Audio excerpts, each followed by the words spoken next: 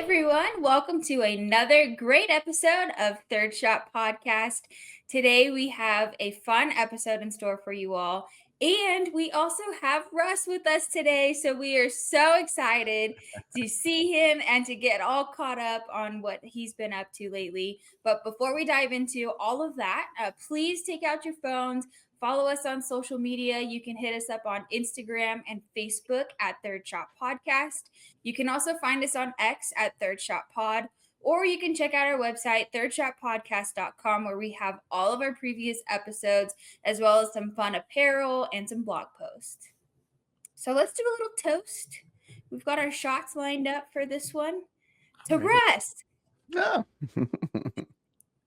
Welcome Cheers. back, Russ. Cheers. I'm back to the giant shots. Just an entire tumbler. Yes. Love Yeah. Yeah. It's actually that's where I've been. I've just been drinking this whole time. Is that where you've been? We've been kind of teasing the audience about your different things you got going on. Kind of fill everybody.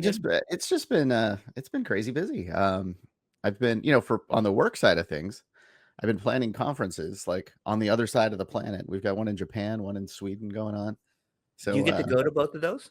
I am not going to both of those. No, I'm going to do Japan next year, and I'm going to use this tape as proof that we're going to make that happen. But Japan next year would be very cool. But yeah, planning that kept me busy, and then also just a bunch of volunteer stuff, fundraising things, doing improv shows once a month.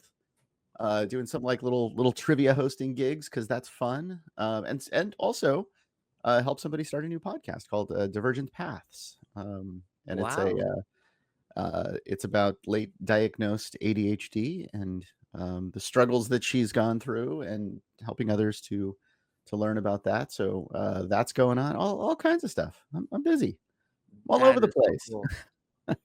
Super busy. Wow. Yeah, I got to ask you about the hosting of the trivia stuff. Like, is that just a blast? It looks like it'll be so much fun. Oh, it's just so much fun. It's like just, I mean, it's a super simple, like you walk in and you spend 2 hours on a microphone having fun with people. You're asking questions. I'm just walking around from table to table. I got some wireless mics. I walk around from table to table, do my questions at the tables with people so that, I'm interacting with folks. And yeah, it's just super fun. I feel like it's a way of, bringing out that, like, I don't know, long ago, back in the days, when they would do face-to-face conferences, and then all of a sudden they stopped for some reason. I can't remember what that was, but they stopped for like a year or two. And so I feel like the trivia thing is also prepping me to do like the work conferences, to like be able to just walk up and just engage with somebody for some random reason again. Like I feel like that muscle didn't get really worked out, so the trivia helps with that. It's also making me want to do that daily trivia show again, or the daily, not trivia, but like daily history show. Yeah. I've been debating on that, and I think if I do that, I think the two of you should do and record a daily, like, or maybe weekly, whatever you can do, but like a sports history thing. I think that would be fun. Okay. Oh, that would be super fun. Yeah. Yeah. It's a cool show. It's a lot of fun, and I'm thinking about bringing it back maybe in the new year. So we'll see if I can pull that all together.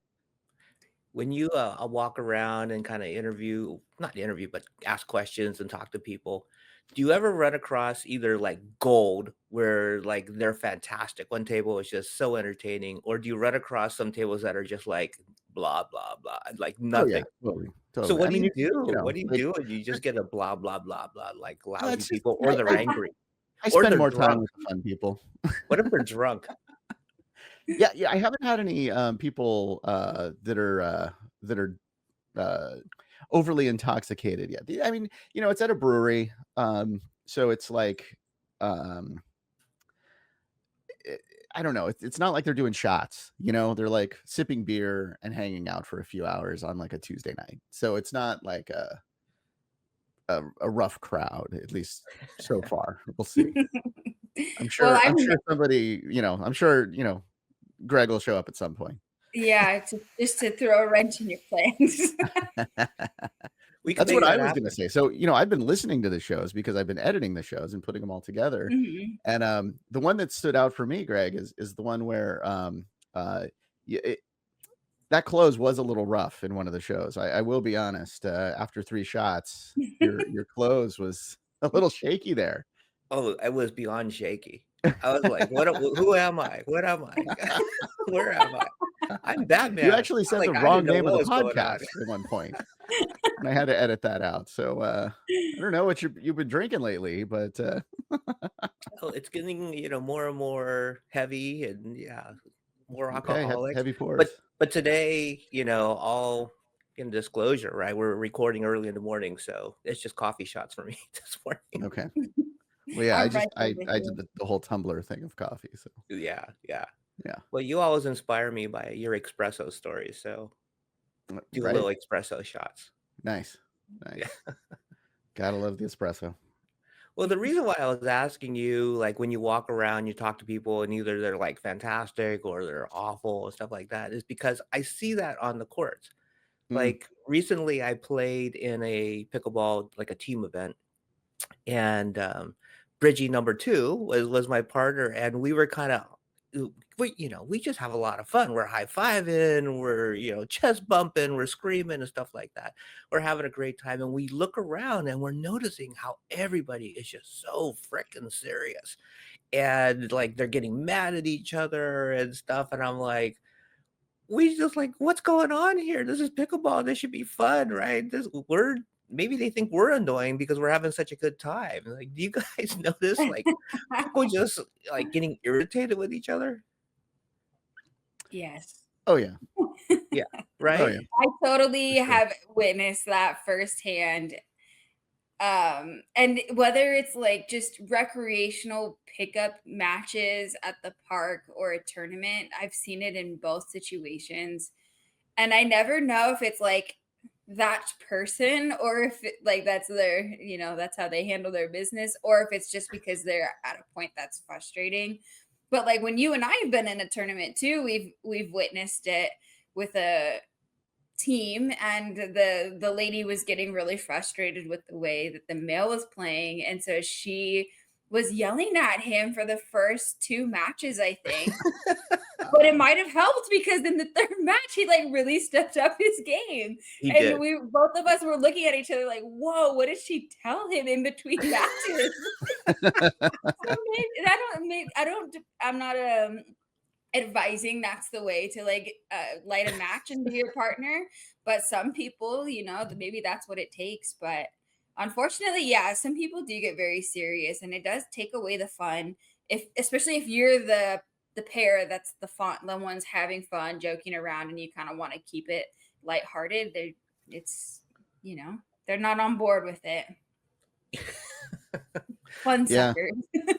I mean, I see that too. Like, I'll just like taking the I take the train into the office one day a week, and the train and the ferry. It's fantastic. It's like just a beautiful, commute into Oakland actually. And I love it. And one of the things that I find interesting is, and this is something, goes back to the improv thing, where you sort of use people to inspire characters. And I've got to tell you, that has gotten so much better by taking Really? public transportation for me. I just notate like, oh, that person. And I sort of just like people watch and pay attention to like mannerisms, and you can see like there's people that just they've got the do not disturb on. They're just like, don't bug me. And Yeah. if somebody says something to them, they're just so, on edge. And I guess, I mean, the same people are carrying it onto the pickleball courts. They're just taking it so serious and so focused that they don't want to have any fun. Yeah. Move on to the next person. Well, can you tell just by looking at somebody like, oh yeah, this is a do not disturb type person? They didn't even say anything. It's just the expression they have on their face. I'm getting a little better at that, I think, actually, but I don't know. I mean, I'll still totally go the wrong way there, but yeah. You'll try to talk to them and they'll shut you down, or the other way around. Yeah, if I try to like yeah, I'll have conversations with people on the train. It's not like an airplane, where you don't want to chat with people, but there's people that, as you're sitting across from them, they'll raise a conversation or they'll say something or whatever. And it's just, yeah, you can tell the people that are they're kind of pulling themselves in a little bit, they're like making themselves smaller almost and just like getting into this thing, or they're making themselves large and trying to keep people away from them. It's like that's a telltale, I think. That's it. Like of okay, I'm not They're going to puffing approach up either one of these and people say, and talk to them. don't get close to me. Right. Yeah. Yeah. This seat is taken. I see it on the pickleball courts. I could tell just by the way their facial expression, and usually it's around the eyes and the mouth. Like they get really tight around the mouths and the eyes get a little squinty, or I don't know. There's a look that I see people and I'm like, oh, they're like way serious. They're like, I would not want to partner with that person, because if I hit one bad shot, which is going to happen, they are just going to jump down my throat. Right. And it's men and women, right? It's both. Yeah, it goes both ways. Yeah, Right. both have that look. Right. Yeah, I'm still. I mean, the pickleball court is still where I'm afraid to go up to people and say, "Hey, can I play with you guys?" Because I'm just going to be so bad. I don't want to disappoint them. That's where I am on that range. So I sort of look at everybody as like I'm afraid. I haven't got to the details of the eyes. That's the beauty of pickleball, right? I mean, it's such a social game. You shouldn't have that to inhibit anybody on the pickleball courts. That's why everybody loves it. But then now I'm starting to see it becoming a little more tense, especially between couples, like official couples, outside of pickleball. Do you see that, Brigie? I have witnessed that a few times. One of my friends, actually, her and her partner were playing with me just in a recreational pickup match at the park. And the two of them were going at it, where she was yelling at her and saying, like, that was yours.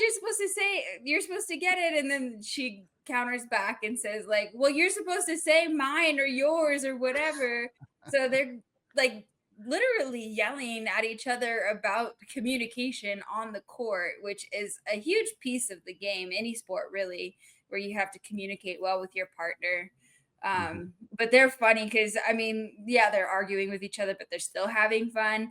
But I've played against some couples where you can tell that it's kind of getting to the point where one of the people is feeling like I don't even want to play anymore. What's the point?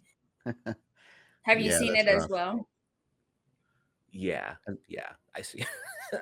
It's I've been jumping around to different clubs and different courts to just meet new people, and everywhere I go, I see it, and it's uncomfortable, like you said. Like, not only is it uncomfortable probably for them, but it's uncomfortable to play with, right? You don't like witnessing that. It's just kind of like, eesh.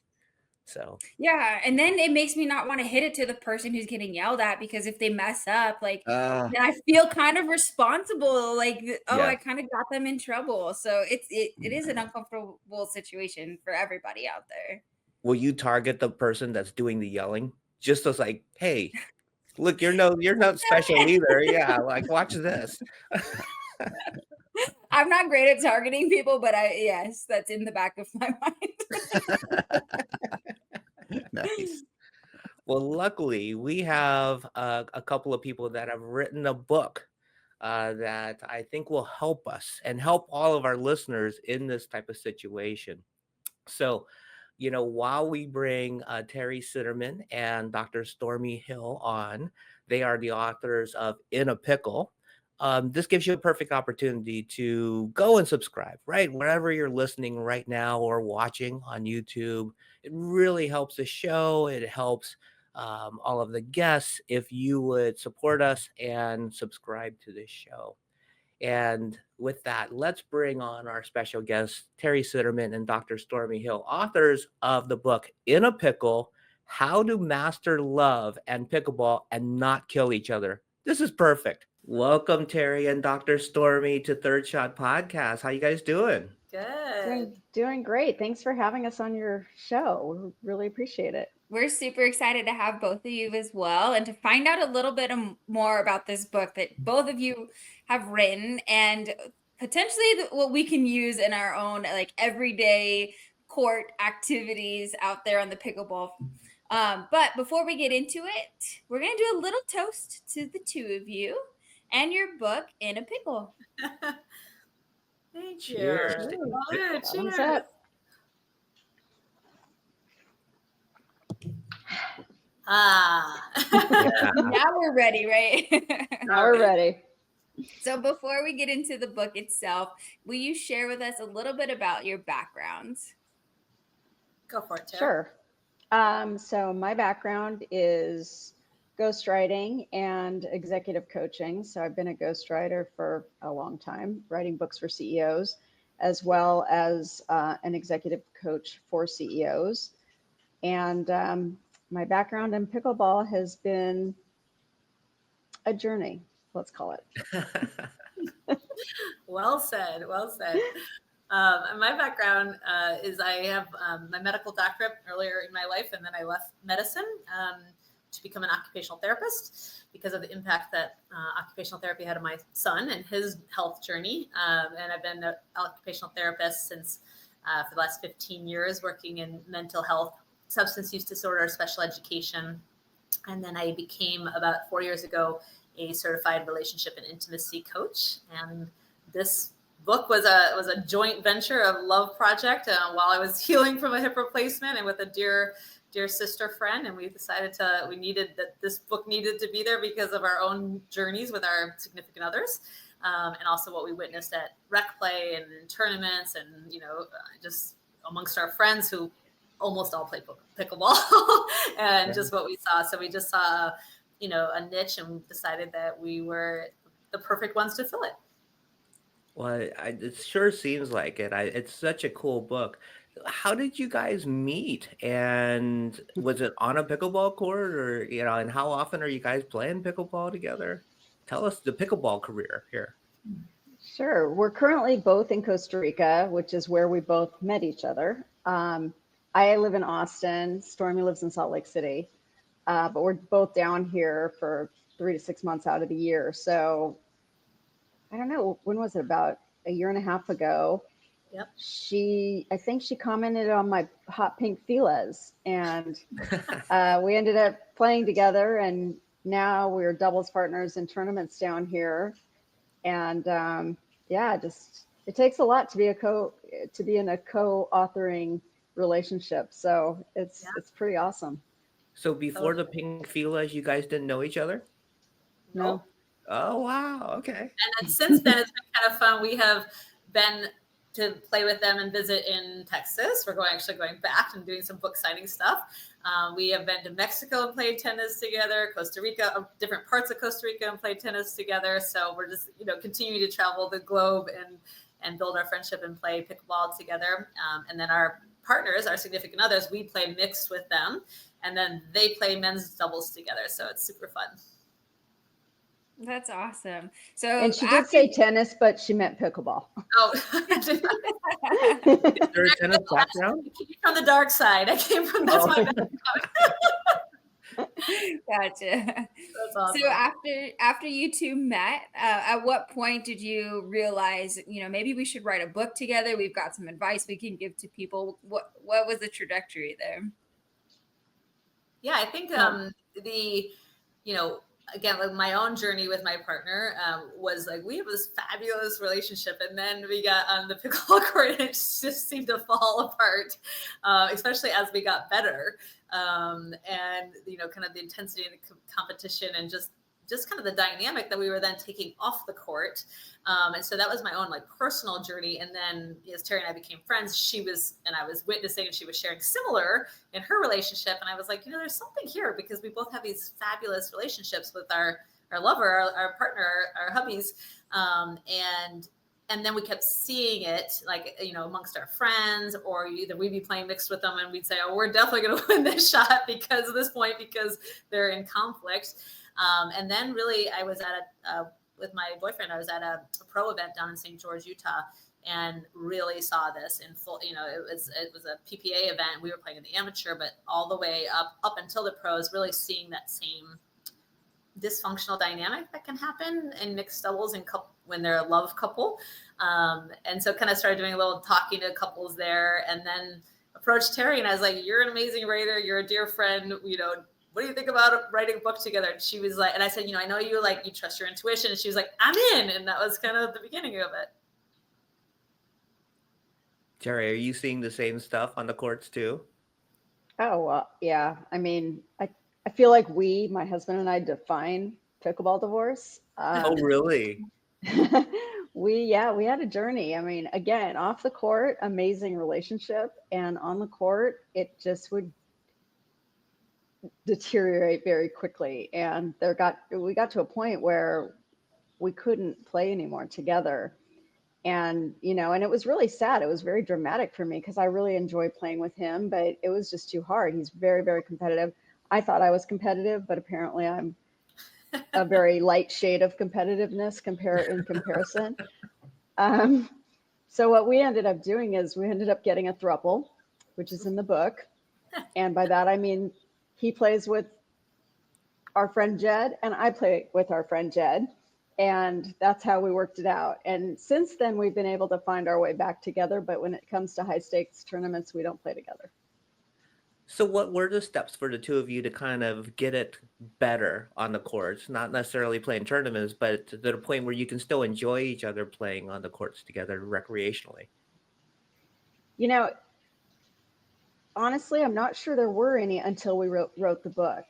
Once we wrote the book and my husband Raj read it, it really drove an increase in awareness of the impact that he has on me, and, you know, really made him think about, you know, that's not how I want to be. So it's changed our game. It has changed our game.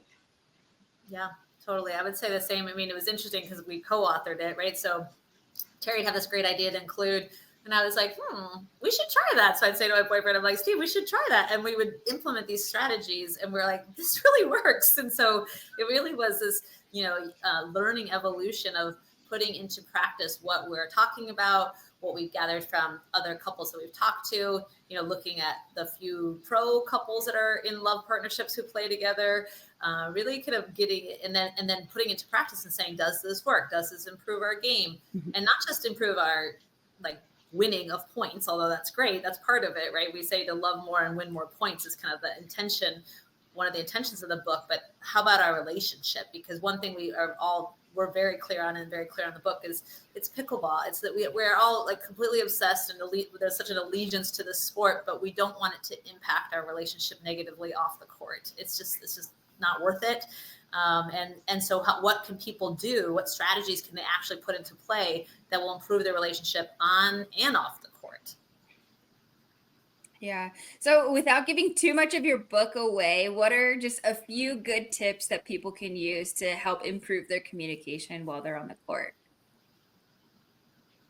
Go ahead, you start. Okay, so the second chapter of the book is literally called "No One Thinks They're a Bad Communicator," because so that chapter is literally, I mean, there's so many communications woven throughout the book, but that one is really focused on communication. So, you know, we talk about healthy communication strategies. We talk about knowing your partner's communication style. And we also talk about unhealthy communication patterns so that you might recognize them more quickly in yourself. You know, one of the great lines in the book is that's the sound of an eye roll, right? That's because eye rolls have sounds to them. Your partner feels them, you hear them, you know, you feel them in your body. So how to kind of avoid some of those unhealthy communication strategies and put into play healthier communication strategies, healthier communication methods, tools.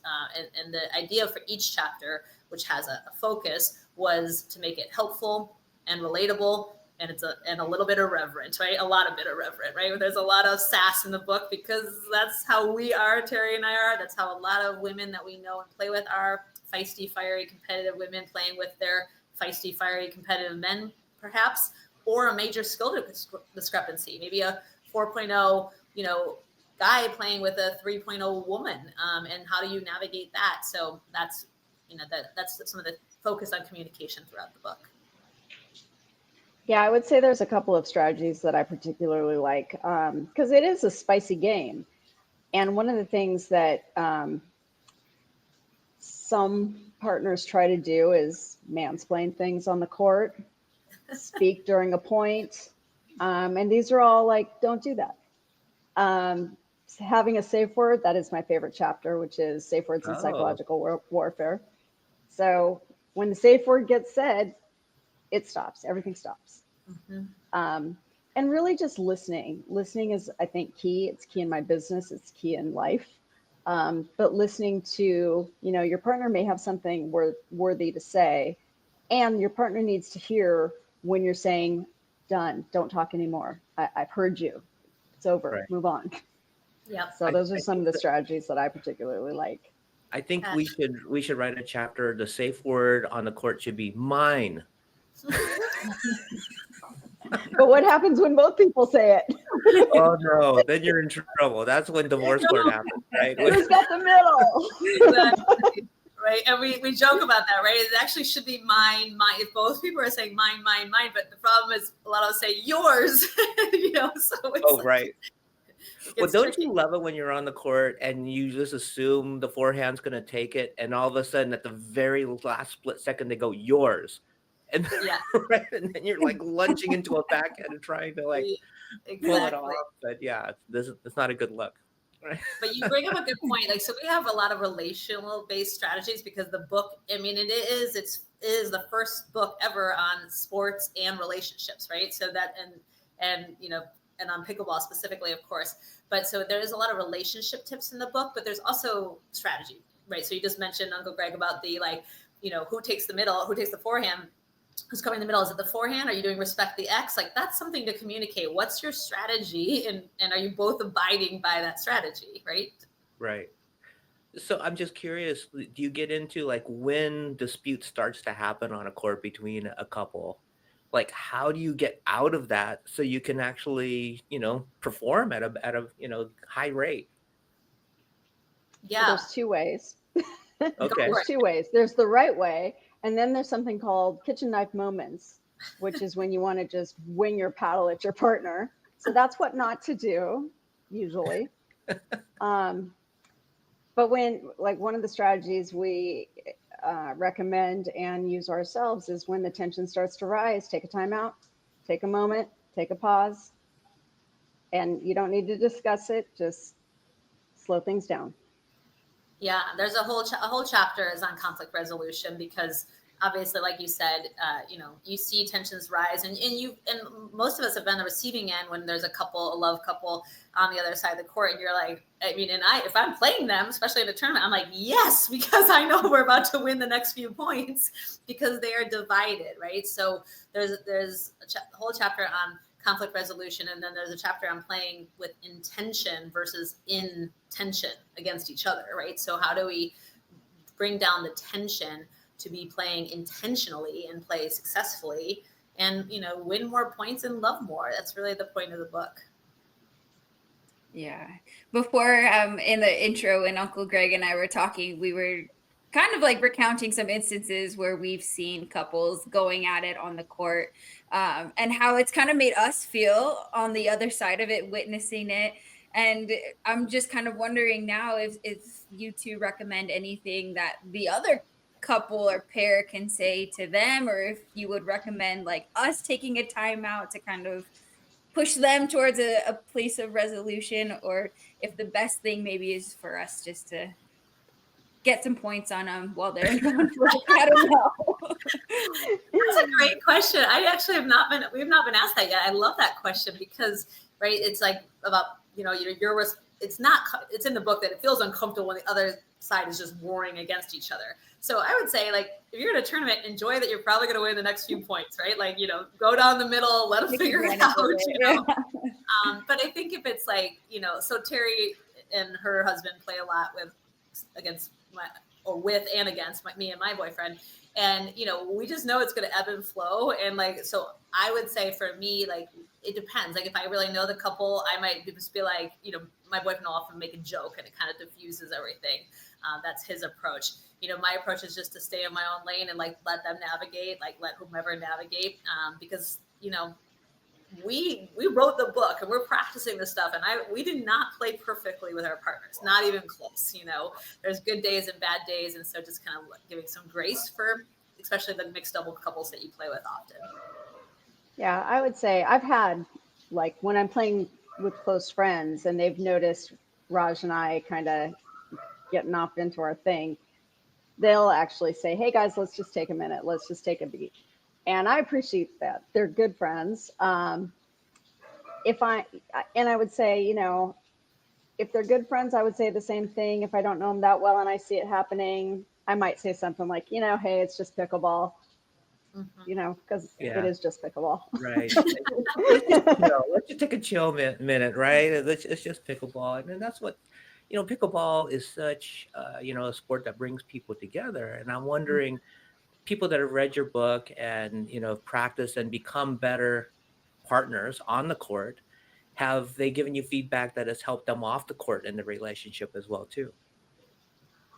Yeah, I think that was always our intention was, right? So my background of mental health and coaching and relationship coaching, and Teri's background of executive coaching really like set us up to be able to put really valuable portals and lots of strategies and tools in the book.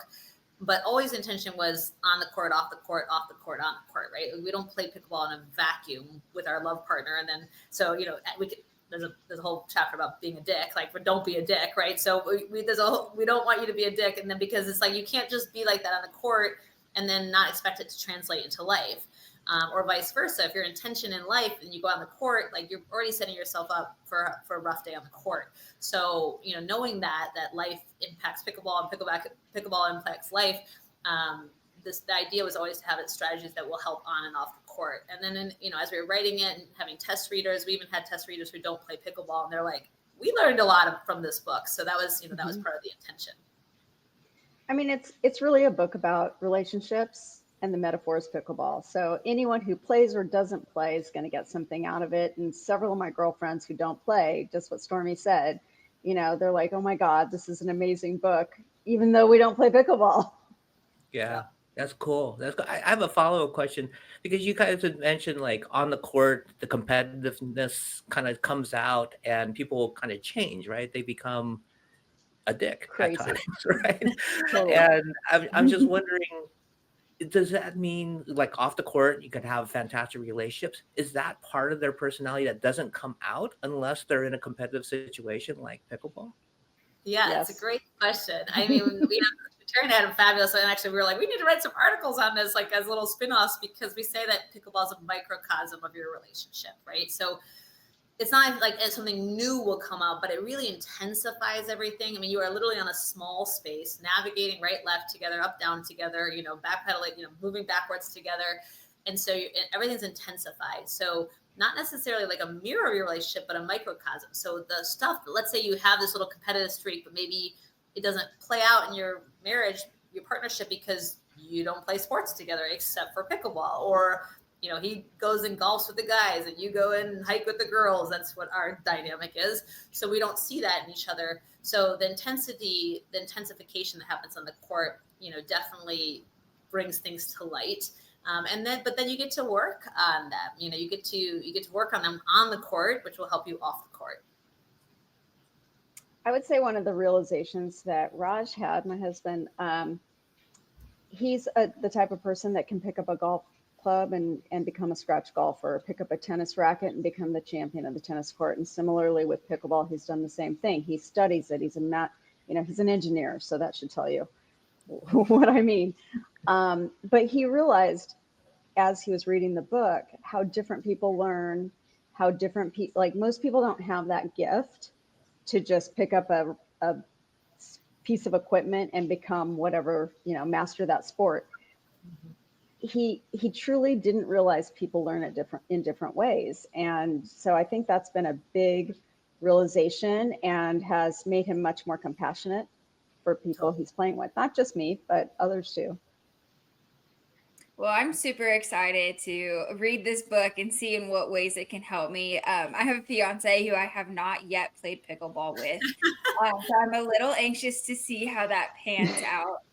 But for people who already have pretty strong communication in their relationship, In what ways do you think that pickleball actually helps strengthen their relationship by playing together? Go for it, Tara. Well, I would say we have pretty strong communication, and we didn't make the cut. Same here. Same here. I mean, pickleball is a great test, and it'll be an interesting test for you to play with your fiance and see what happens, because, you know, the real true you comes out. And, you know, we certainly are the type of people who don't leave anything unsaid, don't, you know, say what we think, mean what we say. But on the pickleball court, it's just different because of the level of competition, because of there's so many things going on at once. It's such a fast game. And it really, if you're the same level, which rarely people are, I mean, some people certainly are, then it's, you know, it's beautiful. But if you're different, then it's challenging. Yeah, that's really well said. I think it's like, you know, we say in there, it's a crucible for your like own personal development growth and your relationship growth. Like pickleball is a crucible for that. It's a we say it is literally your communication workshop, right? So, and that's awesome. As a relationship coach and mental health therapist, I'm all for workshopping things, right? As a couple. So seeing like, you know, what kind of communication works for you? How do you handle feedback? How do we give and receive feedback? You know, how do we resolve conflict? And then after conflict, how do we repair and restore, right? This is all happening on this tiny little space with the sport that we're all completely addicted to, you know, and just that's exploding in the US and across the world. And more couples are playing together. And we just really saw, you know, Teri and I have a heart for pickleball, and we also have a heart for our partners. And yet they were in conflict with each other when we both started playing the sport. So that was really, you know, we wanted to give couples a chance to like do it differently, do it better, and keep improving. You know, one of the biggest questions, or the most common questions that Brigie and I always get, is why do you think pickleball is so social? And I would love to get both of your opinions on that, because you kind of look at it from a different lens. Obviously, you're addicted to the game, you're meeting a bunch of people, but you're looking through it in an author's point of view. And I'm curious, why do you think pickleball is such a social game? Well, I would say, so first of all, I should give credit to, so in the book, the foreword is written by Joel Bell, and he's the son of one of the co-inventors of pickleball from Seattle, Bainbridge Island. So, and the way he describes it is, you know, it was a made up game, right? We all know that, meant to be played with a paddle in one hand and a cocktail in the other. So kids were supposed to be the ones, exactly, are we ready? Let me know. The kids were supposed to be playing the game, but the parents ended up taking over the game and, you know, making up the rules as they went. So by design, it's supposed to be a social game. I would say one of the big differences in this particular game as opposed to tennis is the space. I mean, it's so small and it's so fast. So you have a lot of time to talk amongst each other and really be polite and friendly. And I mean, you rarely meet someone, and I feel like very happy to be able to say you really rarely meet someone who's a total jerk and plays pickleball. Yeah, you know, I love that question, and we've given it some thought. Paddle Tech wrote a great article talking about how it's like a cult, right? But that's an allegiance, because people will say it's a cult, and they wrote this thing saying it's actually this allegiance.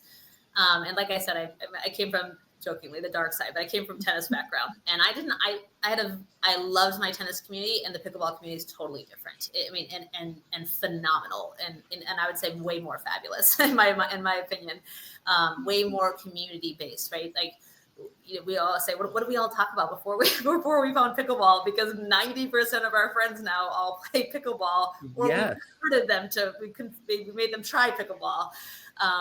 But I think, you know, lots of reasons, obviously. I mean, we talk about like the benefits in the book, and obviously one of the huge benefits is the community. Like, it's just amazing. For us, it's been this life-changing community of lifelong friends who we now travel the world with to go adventure and play pickleball.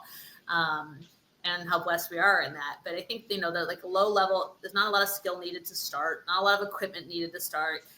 Pickleball courts are popping up at so many places. There's drop-in. They make it very, user-friendly for beginners. I mean, and so I think a lot of those is part of the reasons why, and so people start to flock there. And then if people are bringing their friends because, all of our friends who didn't play pickleball are like, what is this thing you keep talking about? Like, we got to go try it out, So, and I just think it's, and that's kind of how we close the book, is that this is this amazing community. So of course, so many women and men want to play with their love partner because it is this amazing community, this life-changing community. So, I can say I went from not liking my partner at all when we first started playing together. I loved him. I didn't like him at all on the court.